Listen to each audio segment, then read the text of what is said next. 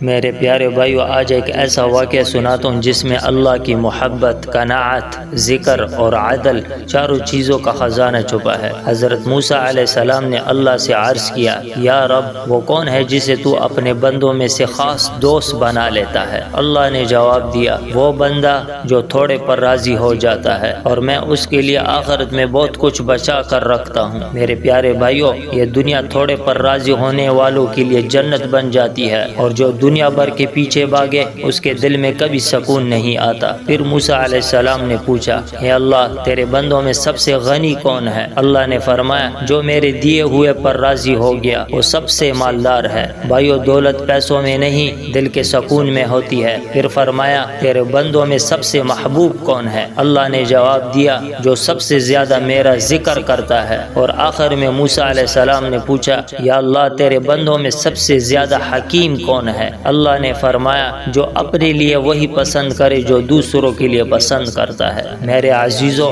چار صفات اپنا لو: قناعت، شکر، ذکر اور عدل، پھر دیکھو زندگی کیسے بدلتی ہے۔